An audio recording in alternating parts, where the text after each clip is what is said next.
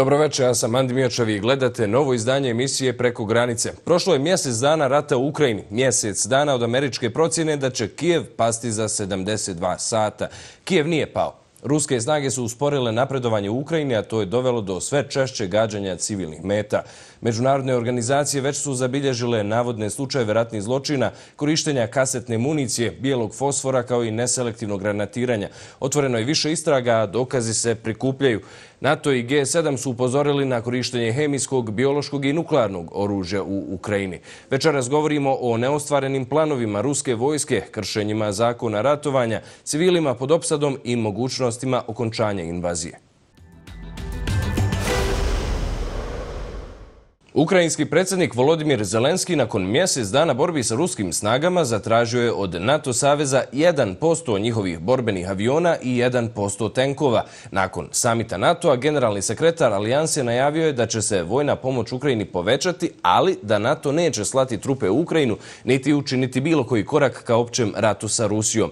Ipak iz NATO-a je najavljeno da će na istočno krilo alijanse rasporediti 4 nove borbene grupe i to u Bugarskoj, Mađarskoj, Rumuniji i Slovačkoj.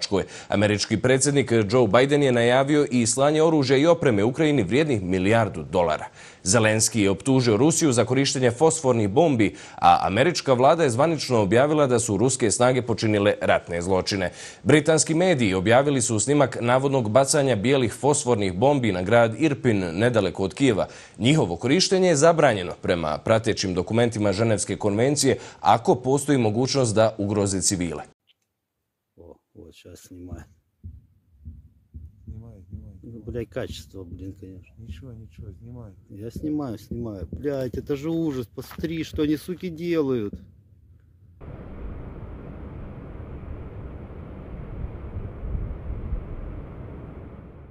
Mariupolj, lučki grad na jugu Ukrajine na obali Azovskog mora i dalje je pod najžešćom vatrom, a prema procjenama gradskih vlasti više od 80% stambenih zgrada je uništeno ili oštećeno granatiranjem.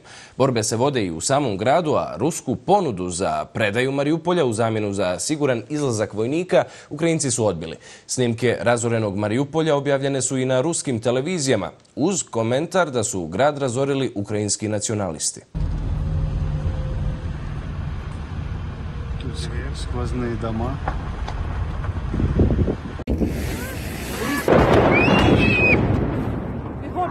Бегом. Тише, не плачь.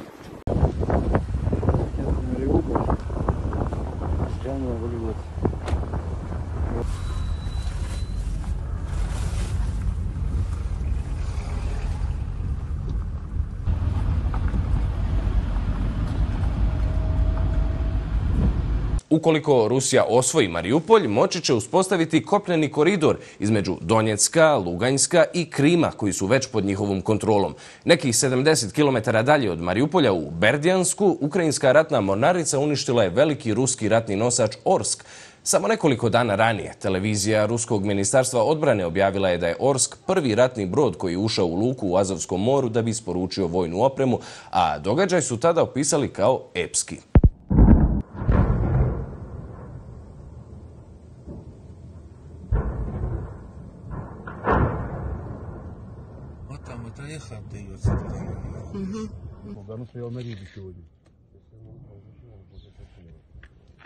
Očite promjene u ruskim taktikama u prvih mjesec dana rata analiziramo sa historičarom, stručnjakom za Rusiju i sigurnost, profesorom na University College u Londonu, Markom Galeotijem.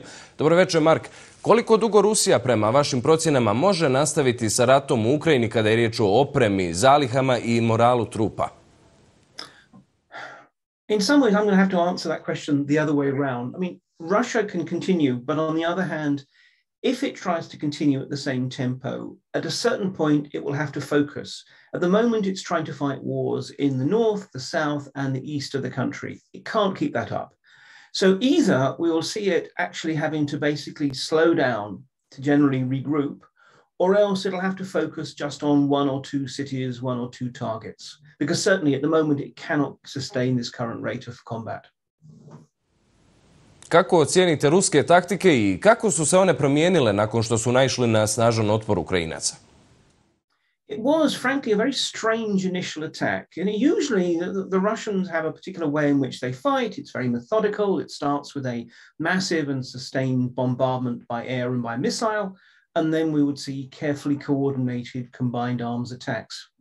Instead, we saw a very hurried operation. We saw a much more limited initial bombardment. And then we saw these strange little sort of attacks, usually often a few companies of paratroopers into Kyiv and other major cities. And I think that really reflected the extent to which it was Vladimir Putin himself who was micromanaging the operation. And he doesn't really believe Ukraine is a country. He doesn't think the Ukrainians are real people. And I think, therefore, he thought the whole structure would just collapse at the very first push. That obviously didn't happen. And so now what we're finding is, in some ways, the generals trying to reassert themselves and their way of fighting and move to, frankly, a much more sort of heavy-handed approach. But it is very difficult to regain lost ground when you've already started the war badly and you've wasted a lot of your opportunities and your resources.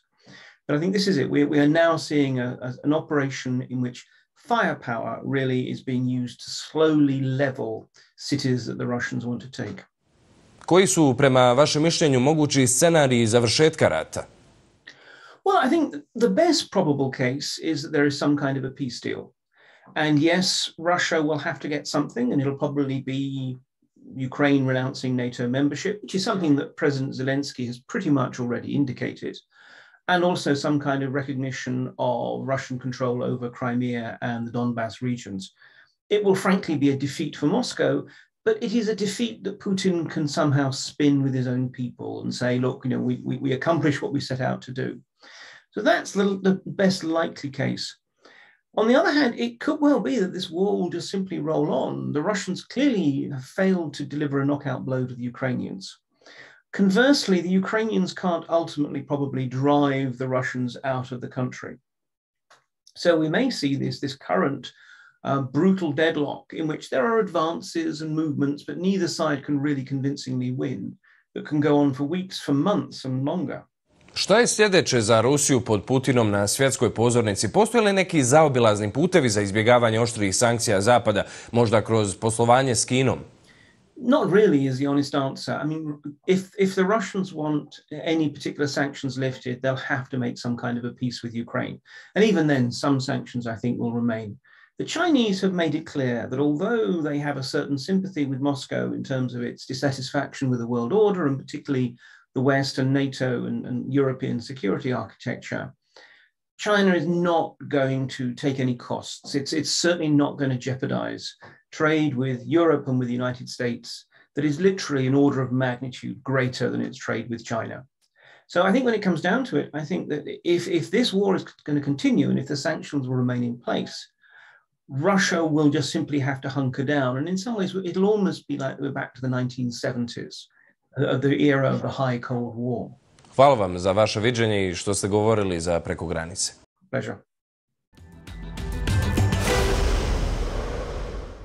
Grupa G7 i NATO savez su upozorili Rusiju da ne koristi hemijsko, biološko i nuklearno oružje u Ukrajini. Moskva je s druge strane optužila Kijev da planira izvršiti hemijski napad na vlastito stanovništvo da bi za to mogla optužiti Rusiju. Iz Kremlja je ranije rečeno i da će Rusija koristiti nuklearno oružje ako osjeti da je njeno postojanje ugroženo. O neostvarenim planovima ruske vojske, kršenjima zakona ratovanja i mogućnostima okončanja agresije razgovaramo sa saradnikom Economic Policy Research centra i profesorom na Baltic Defense College-u Šotom Gvinerijom. Dobroveče, Šota. Kako vi ocjenjujete ponašanje Rusije tokom invazije na Ukrajinu, ali i razvoj situacije na ratištu? Well, that's a very good question. First of all, let me take a step back a little bit and talk about the whole strategy of the Russian Federation with regard to Ukraine that has collapsed in recent weeks. Because, what Russia was doing before is quite simple. It was a kill chain based on the blackmail and based on the irresponsible and aggressive behavior. So up until now, they would create a problem then escalate it to the maximum extent, then invite everybody around the table to talk about the problem that they have created, to discuss it, extract concessions because of the blackmail and because of the intimidation of the other side and because of the, let's say, responsible response from the Western side, trying to avoid conflict, trying to avoid more escalation. So they would collect these concessions from the West, they would secure the gains and then repeat it again in other geography, in other point in time. So starting from 2008 in Georgia, when they launched absolutely the same type of campaign and let's say military intervention into Georgia back then, this pattern has been always working. So the main tool for the Russian Federation to achieve its foreign and security policy objectives was the blackmail and intimidation of the West and, let's say, escalation and destabilization, and then gaining some sort of concessions in return to de-escalation of the problems and conflicts that they were creating along the way. So this stopped to work in Ukraine. And this was a great surprise for Putin and his regime, because this was the first time when his blackmail didn't work and he lost information warfare. And it is very, very important to understand that he was never prepared for this long, protracted war and invasion of Ukraine. He was hoping for a sort of blitzkrieg type of short military adventure, and everybody welcoming his troops with Russian flags along the way, and Ukrainian military breaking down in a day's time. So this cascade of miscalculations that he was actually conducting along the way led him to the understanding when now his whole plan has collapsed. He is not able to move forward militarily. Sometimes we see this maps, showing the red spots where Russian armed forces have gained control. I would say that these maps are not showing the accurate scope of Russian control in Ukraine right now, because most of these red dots, red territories, are just the fields and the roads. So they're not able to control big cities or the urban areas. The only city they control at this point is Kherson. And even there, they're not able to control the population. People are pushing back with their bare hands, the tanks of the occupying force. So I would not, in the first place, overestimate what Russian military operation have achieved so far. And now I would say that they're still trying their best weapon, the blackmail, to work. And we hear sometimes there's even nuclear blackmail, referring to this nuclear war and the World War III all the time. So that's the most powerful weapon they have been using so far successfully. Now it failed to work, and it's not working. So that's why we see that they're actually stuck in the field and they're not able to move forward with their objectives. Vjerujete li da će produženje ovog rata voditi ratnim zločinima, budući da su Rusi počeli gađati ne samo vojne objekte kako je invazija usporila? Well, I believe that it will not only lead to the war crimes, but we have witnessed a lot of war crimes already, because indiscriminate shelling of cities and destruction of the cities. Let's say, if you look at what's happening in Mariupol, there is nothing left anymore. because of this indiscriminative carpet shelling and bombing of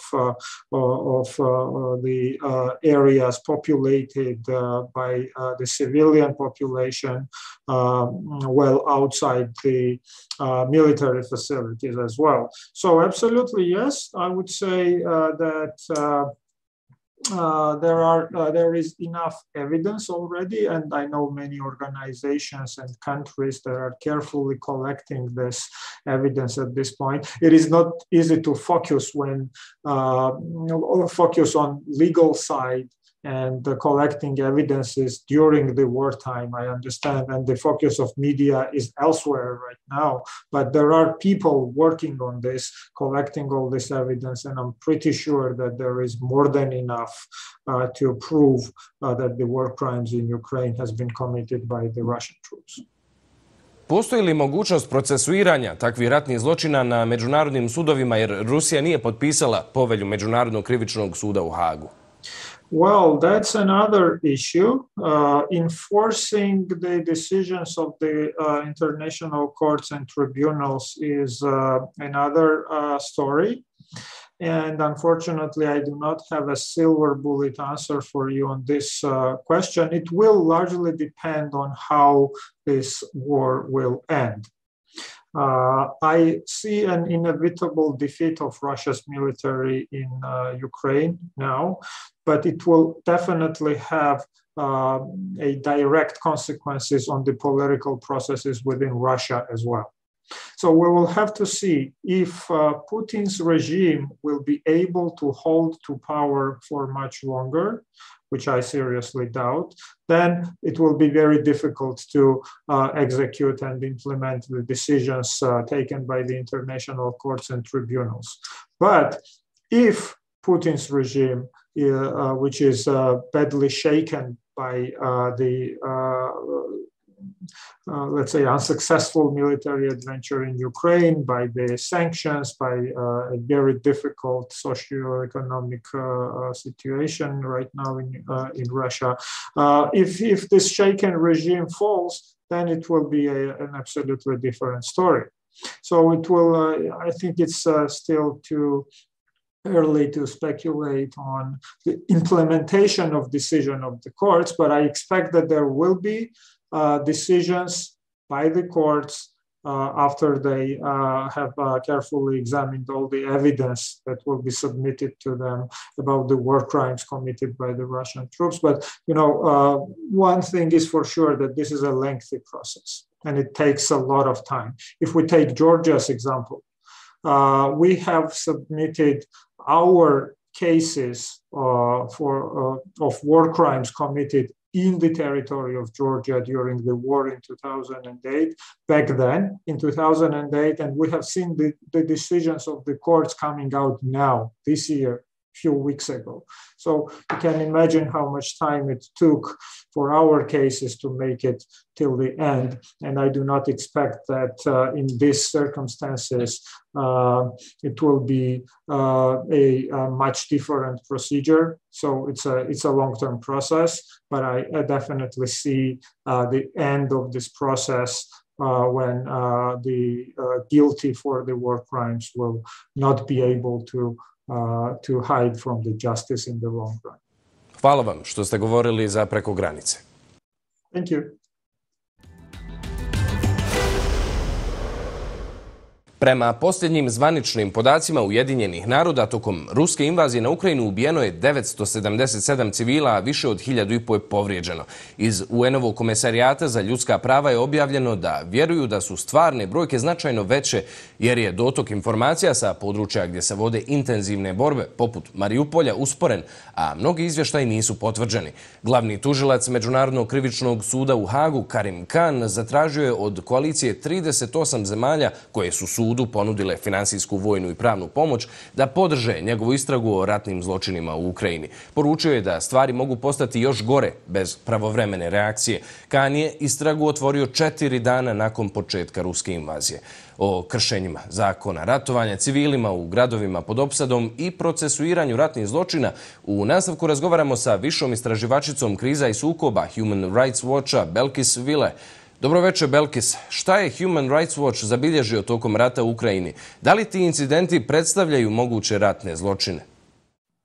Sadly, since really the first day that this armed conflict began, we've been documenting numerous laws of war violations.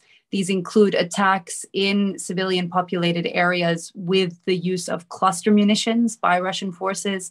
We've also seen attacks that, to us, seem to be deliberate or disproportionate in terms of their effect on civilians, and thus would constitute laws of war violations and potentially war crimes. And what we are concerned about documenting is whether there are indeed incidents of actually deliberate attacks on civilians. Now, it's hard to determine that in this current conflict. We don't know where Ukrainian forces are located, and therefore we don't necessarily know when attacks occur whether Russian forces are targeting legitimate military objects. But indeed, in many of the attacks that we've looked at, given the number of civilians that have been injured and killed, given the extent of damage to civilian infrastructure, some of these attacks do appear to be indiscriminate or disproportionate. Je li vaša organizacija u kontaktu sa Međunarodnim krivičnim sudom u Hagu vezano za vaša saznanja nakon što su objavili da pokreću istragu o mogućim ratnim zločinima? As an organization, we publicly publish all of our findings. We never sort of keep any of them to ourselves. It's very important to us that everything that we do, our research, is transparent. And so, of course, with everything that we're publishing, we hope that this information can be important and useful to the International Criminal Court and to the Chief Prosecutor's team as his team decides which specific incidents and which areas of the country to focus their investigations on, particularly in these early days of the armed conflict. We also note that it's incredibly important to see that there is an ongoing investigation by the ICC. This means, potentially that we will see real accountability. We will see the perpetrators responsible for these attacks being held accountable. And at the same time, there are actually several other judicial avenues that are open when it comes to this conflict. German prosecutors and Spanish prosecutors, for example, have their own war crimes investigations ongoing into this fighting in Ukraine.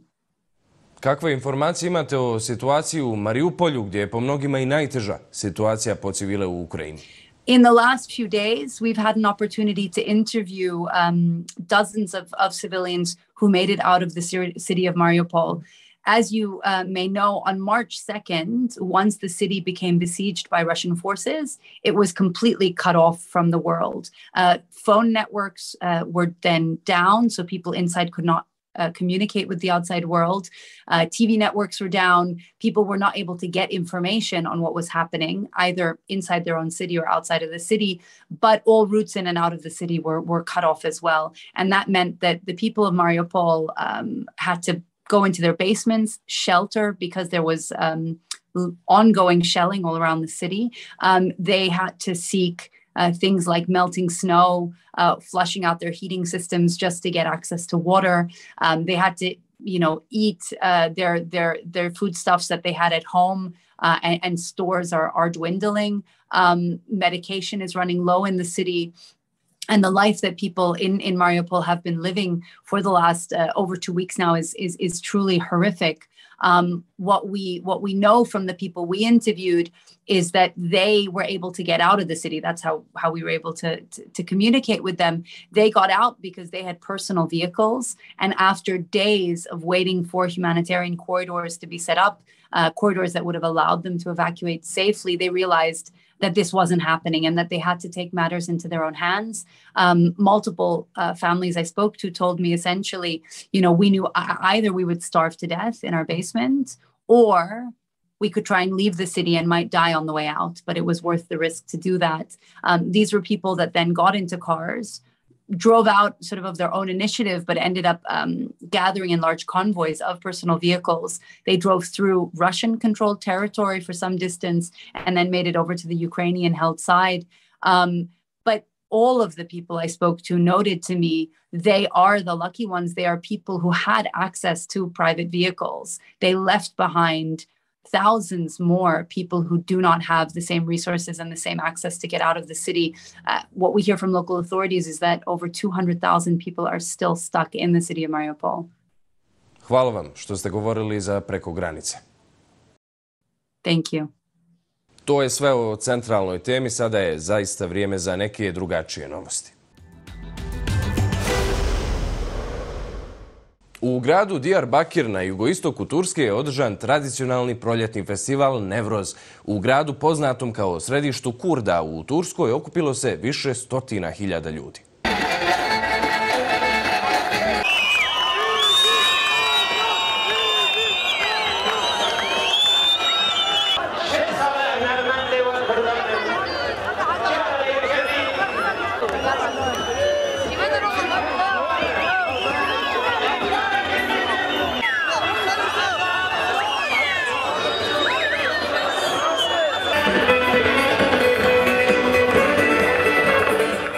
Šesnaestogodišnji Britanac Mac Rutherford poletio je sa malog bugarskog aerodroma u pokušaju da obori rekord i postane najmlađa osoba koja je samostalno preletila oko svijeta.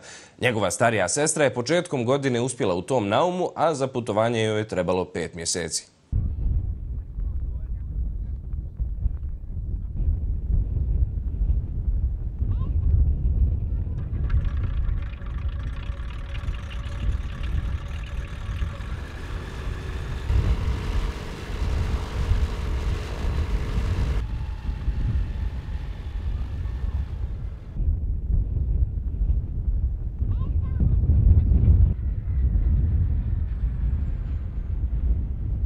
Osnivač Wikileaksa Julian Assange se vjenčao sa partnericom Stellom Morris u strogo čuvanom londonskom Belmarsh zatvoru, gdje je pritvoren dok se ne završi njegov slučaj mogućeg izručenja SAD-u zbog objave tajnih dokumenata o ratovima u Iraku i Afganistanu. Mlada je bez mladoženje proslavu priredila na parkingu zatvora.